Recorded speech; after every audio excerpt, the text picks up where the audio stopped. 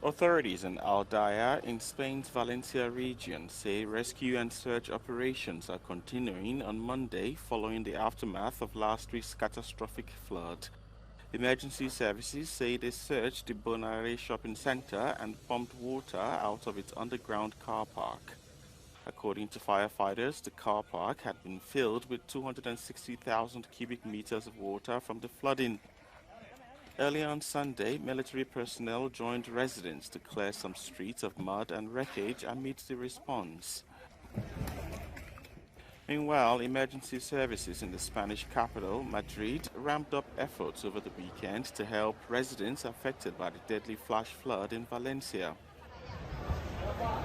La comida lo que hacemos es separarla por categorías, separarla por grupos.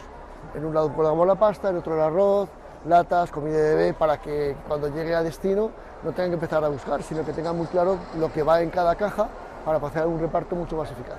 Valencia was among the areas worst affected by the devastating floods that hit several regions in Spain. Authorities have recovered 217 bodies so far, with 213 of them in the eastern Valencia region.